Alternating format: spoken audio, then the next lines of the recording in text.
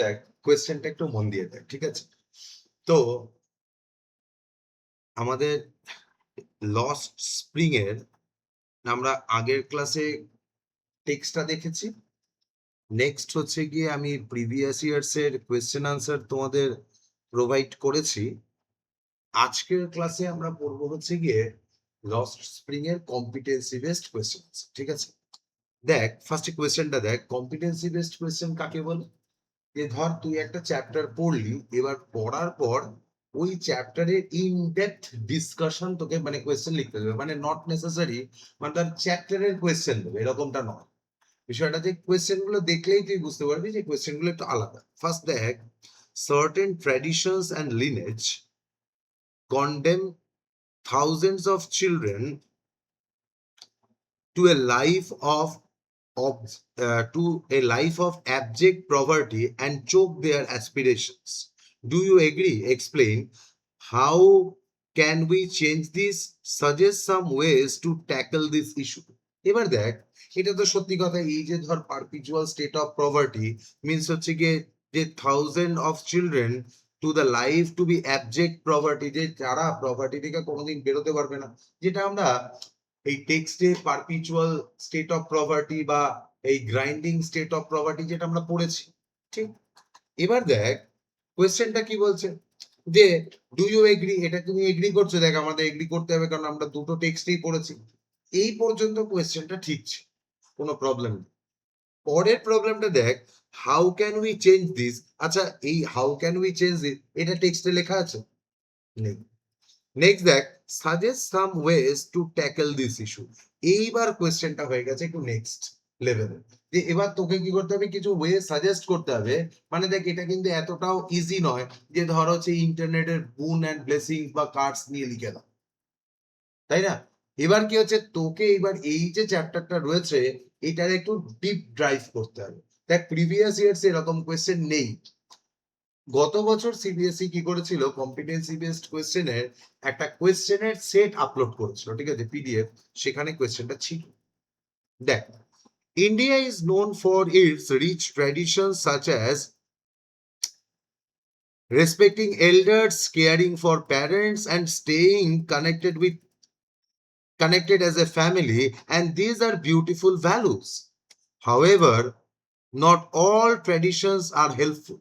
But এই যে আমরা যে একটা ফ্যামিলির মধ্যে রয়েছি, এই ফ্যামিলির মধ্যে থাকাতে এই যে আমাদের ট্রেডিশনসটা রয়েছে, সব ট্রেডিশন যে খুব ভালো ইকোনমিক পয়েন্ট অফ ভিউ থেকে সেটা নয়।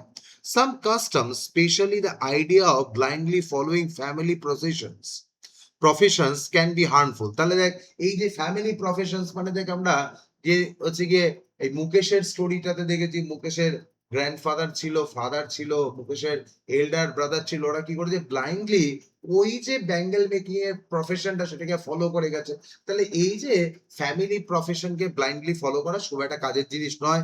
This kind of thinking forces many children into jobs as they may not like or want to do. এবার দেখ কিরকম হচ্ছে, যে ধর হতে পারে কি যে কারোর বাড়িতে ধরো হচ্ছে গিয়ে একটা জব ওরিয়েন্টেশন রয়েছে, যে বাড়িতে এই চাকরি লোকে করতে চায়, তোমাকে চাকরি করতে হবে। বা ধরো হচ্ছে গিয়ে কোনো একটা ধরো বাবা যে কাজটা করেছে ছেলেকেও সেই কাজটা করতে হবে।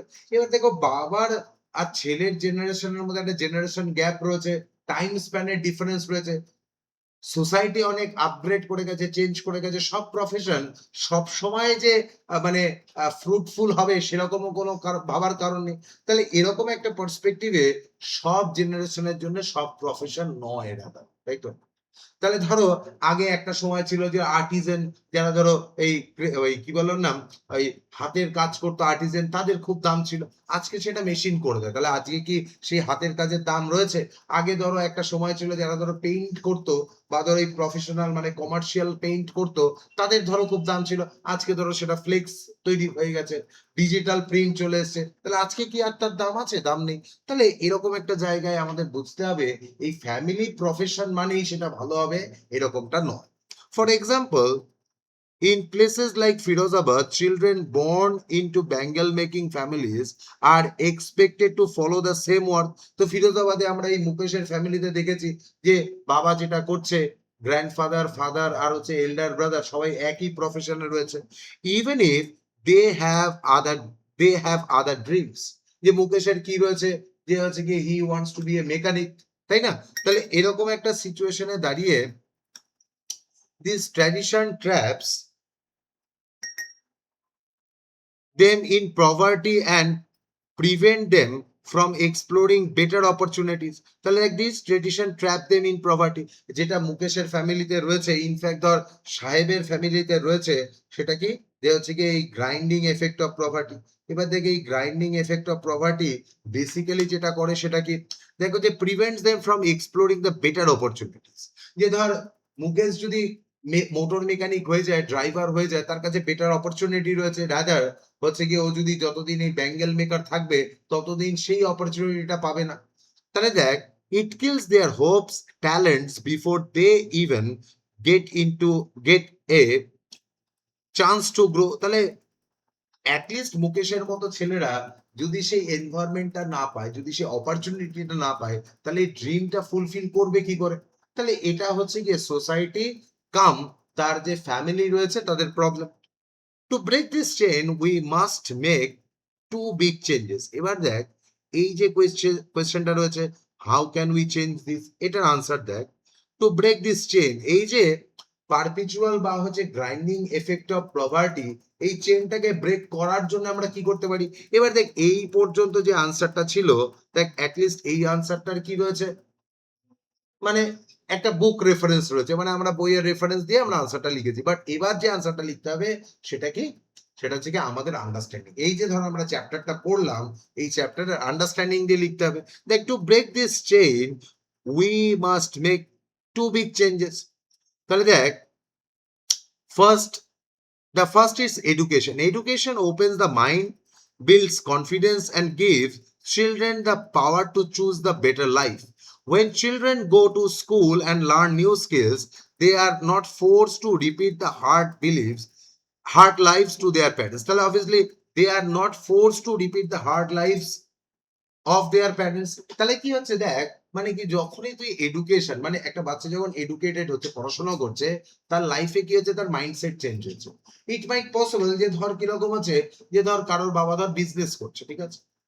এবার ধর সে যদি তার ছেলেকে দেখবি যারা সিরিয়াস প্যারেন্টস, তারা কি করে বলতো, ধর বিজনেসম্যান ফ্যামিলি থেকে, তারাও কি করছে, আগেকার দিনে যেটা ছিল যে বিজনেসম্যান ফ্যামিলির ছেলেরা খুব বেশি দূর পড়াশোনা করে। কিন্তু এখন কিন্তু ট্রেন্ডটা চেঞ্জ হয়ে গেছে, যারা বিজনেস করছে তাদের ছেলেরাও কি করছে, দেখ এমবিএ সিএ সব করছে। কেন? যাতে বিষয়টা হচ্ছে কি তাদের ছেলে মেয়েদের, মানে তাদের ফ্যামিলির মধ্যেই যেন এই যে যারা এডুকেটেড পার্সন তারা এনরোল করে যায়, তাতে কি হবে, ফ্যামিলি বিজনেস আরো গ্রো করবে, অনেক বেশি ট্রাস্টওয়ার্দি ফিল করবে। এবং এরকম একটা জায়গায় তাহলে দেখ এডুকেশন হচ্ছে সব থেকে ইম্পর্টেন্ট একটা tool. And the second, the health care. তাহলে দেখ, good food, clean water, regular health checkup, and the safe living conditions are basic needs for every child. And without good food, health, and even education becomes difficult. তাহলে দেখ, এই যে দুটো major জায়গা রয়েছে, আমাদের কি করতে হবে, এই মেজর দুটো সেক্টরে কারেকশন আনতে হবে। দেখ, তুই যদি একটু লক্ষ্য করিস, এডুকেশন, ল্যাক অফ এডুকেশন তো দেখ সাহেবেরও আছে, মুকেশেরও আছে, বাট আরো একটা প্রবলেম আছে, এই মুকেশ আর সাহেবরা যে জায়গাতে থাকে, সেই জায়গাতে যদি এডুকেশন দেওয়াও হয়, তারপরেও তারা এডুকেশনটা নিয়ে খুব বেশি দূর এগোতে পারবে না, তাই না? তার কারণ হচ্ছে কি, দেখ তুই যে একটা জিনিস লক্ষ্য করবি, এটা আমি স্টুডেন্টদের বলি, দেখ টপার্স হতে গেলে, র‍্যাংক করতে গেলে, ভালো স্টুডেন্ট হতে গেলে তোকে কিন্তু সাইমালটেনিয়াসলি সুস্থ থাকতে হবে। দেখ, যে বাচ্চা বছরে ৩ মাস অসুস্থ থাকে, সে কখনো ভালো রেজাল্ট করতে পারে না।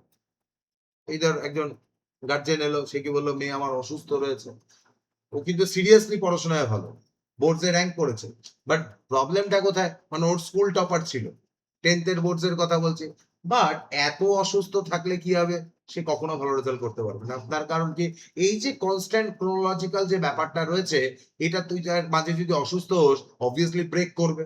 এরকম একটা জায়গায় দেখ, তাহলে দুটো সেক্টর আমাদেরকে কি করতে হবে, খুব স্ট্রং করতে হবে। The government should take strong step to support poor families by improving schools, health care centres and public awareness. তাহলে দেখ, গভর্নমেন্টকেও কি করতে হবে, এখানে একটুখানি ফোকাস করতে হবে। People in society must also come forward to help, NGOs, social workers, and kind individuals can make big differences too. And only by changing harmful traditions and supporting every child's right to choose, we can build a better and fairer future. তাহলে দেখ আমাদেরকে কি করতে হবে, যদি এই সোসাইটির একটা আপলিফমেন্ট লাগে, if we want to elevate the conditions of these people or poor child, then আমাদের কি করতে হবে, তাহলে এই যে সোসাইটিতে একটা আপলিফমেন্ট আনতে হবে, একটা চেঞ্জেস আনতে হবে, ঠিক আছে? যে চেঞ্জেসটা কি, মানে সেটা এনজিও আনতে পারে, গভর্নমেন্ট আনতে পারে, কাইন্ড ইন্ডিভিজুয়ালস আনতে পারে, সোশ্যাল ওয়ার্কার্স আনতে পারে, সবার মিলের একটা কি করতে হবে, একটা কম্বাইন্ড যে প্রচেষ্টা, ঠিক আছে, সেটা কি করবে, অবভিয়াসলি সোসাইটিকে একটা সিরিয়াস বা সিগনিফিকেন্ট চেঞ্জ এনে দেবে। ওকে, তো দেখ সরি, এবার দেখ এই যে কম্পিটেন্সি বেসড কোয়েশ্চেনটা রয়েছে, এই কোয়েশ্চেনের মেন জায়গাটা কোনটা, দেখ ফার্স্ট অফ অল হচ্ছে গিয়ে এই দেখ হচ্ছে গিয়ে the thousand of children to the life of abject poverty and choke their aspirations। তাহলে এই যে গ্রাইন্ডিং এফেক্ট অফ পভার্টি, সেটা কিভাবে কি করছে, আমাদের অ্যাসপিরেশনস গুলো নষ্ট করছে, সেটা নিয়ে আমরা ডিসকাস করলাম। নেক্সট দেখ হচ্ছে গিয়ে how can you change this and suggest some ways to tackle this issue. এবার দেখ কি করছিস তুই, এই যে চেঞ্জ বা ইস্যুটা ট্যাকেল করার জন্য কয়েকটা পয়েন্টস লিখেছিস। এই হচ্ছে গিয়ে কম্পিটেন্সি বেসড কোয়েশ্চেন, যেটা শুধুমাত্র তুই টেক্সটটা পড়েছিস সেটা এনাফ নয়, তোর টেক্সট সম্পর্কে তোর আন্ডারস্ট্যান্ডিং সেটাকেও কি করতে হবে, ডেভেলপ করতে হবে, ঠিক আছে? একবার একটুখানি দেখ, যদি কোথাও বুঝতে অসুবিধা হয় বা যেটা ডিসকাস করলাম বুঝতে অসুবিধা হয় জিজ্ঞেস কর, বলছি।